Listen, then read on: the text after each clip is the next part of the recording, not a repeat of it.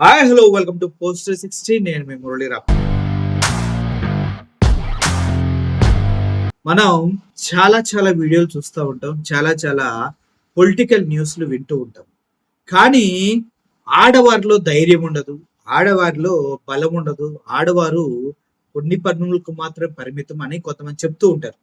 Maybe ఒక మగవాడికి ఉండేటువంటి ఫిజికల్ స్ట్రెంగ్త్ ఉండవచ్చు, కానీ వారికి మెంటల్ స్ట్రెంగ్త్, కాన్ఫిడెన్స్ పీక్స్ లో ఉంటాయి ఆడవాళ్ళకి.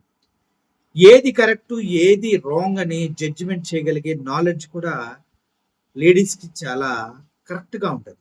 ఇందులో అందరి గురించి నేను మాట్లాడతలేదు, కొంతమంది గురించి మాట్లాడతాను. కొంతమంది బుద్ధి గడ్డి తిని అన్ని తెలిసిన కొన్ని పార్టీలకి కొమ్ము కాస్తూ వాళ్ళ బ్రతుకులో బ్రతికేస్తూ ఉంటారు. కానీ ఒక ఓడిపోయిన పార్టీని, ఓడిపోయిన జగన్మోహన్ రెడ్డిని, ఓడిపోయిన వైఎస్ఆర్సిపి పార్టీని అంటి పెట్టుకొని నువ్వేమైనా చేసుకో, నువ్వెంతైనా శిక్షించు, నువ్వెంతైనా చేసుకో, మా ఓటు మాత్రం జగన్మోహన్ రెడ్డికే, మేము జగన్మోహన్ రెడ్డి గారితోనే ఉంటామనే మహిళలు ఈ మధ్య చాలా మంది ఎక్కువైపోతున్నారు. అయితే రెడ్ బుక్ రాజ్యాంగానికి ఎదురెళ్ళి ఎంపీపీ ఎలక్షన్స్ లో మేము జగన్మోహన్ రెడ్డి గారితోనే ఉంటాం, మీరు ఏం పిక్కుంటారో పిక్కోండ్రా అని కూటమి ప్రభుత్వానికి సవాలు విసిరినటువంటి వీర వనితలు ఒక ముగ్గురు.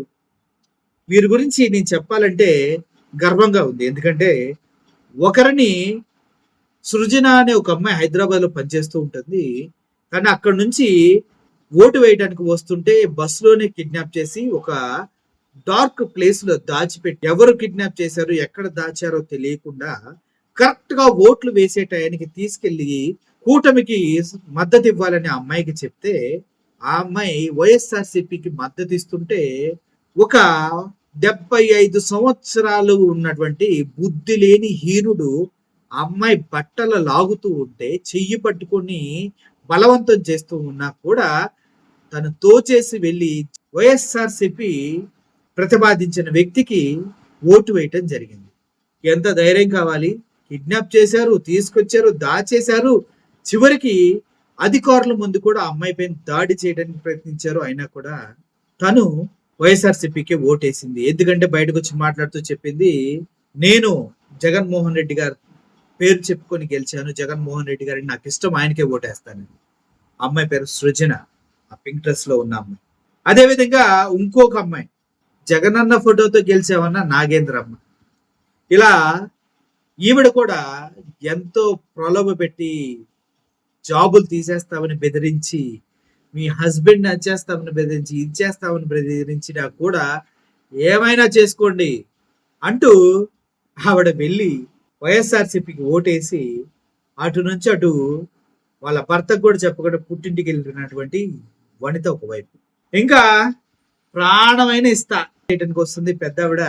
ఆవిడ్ని ఓటు వేయడానికి లోపలికి వెళ్తుంటే అక్కడ అరెస్ట్ చేసి, నీ కూతురు నీ పైన కేసు పెట్టింది, నువ్వు కనిపించట్లేదని రా పోలీస్ స్టేషన్ కానీ పోలీసులు తీసుకెళ్లి నువ్వు కూటమికి ఓటేయాలి, కూటమికి మద్దతు ఇవ్వాలని అడిగితే 2 గంటల సేపు ఆవిడని టార్చర్ చేసినా కూడా కావాలంటే ఇక్కడ నీ పోలీస్ స్టేషన్ లో ఆ ఫ్యాన్ కి ఉరేసుకొని సస్తానే కానీ కూటమికి మాత్రం ఓటేయను అని చెప్పిందంట. ఏందన్నా ఇది?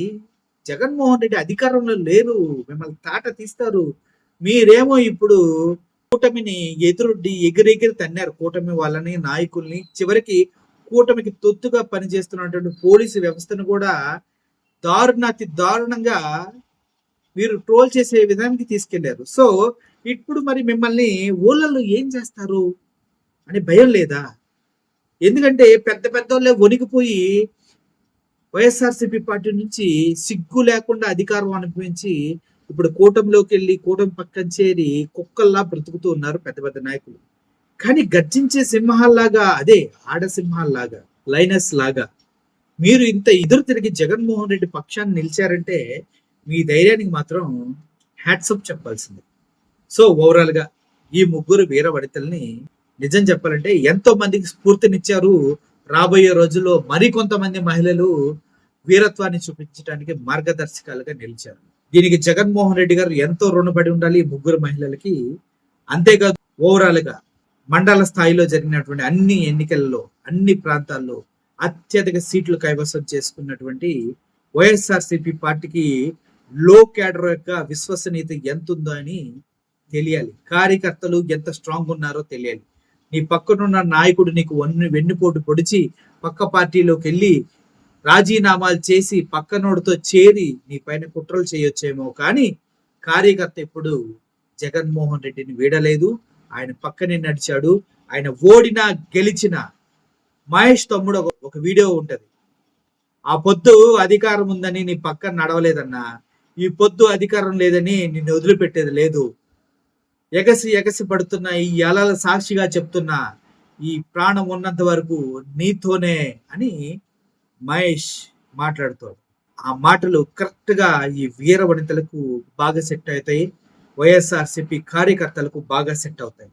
ఇది గమనించి జగన్మోహన్ రెడ్డి గారు నెక్స్ట్ టైం కార్యకర్తలకి అండగా దండగా ఉండి ముందుకు నడిపించాలని కోరుకుంటున్నాను. Thank you for watching this video. Murali signing off. Thank you so much.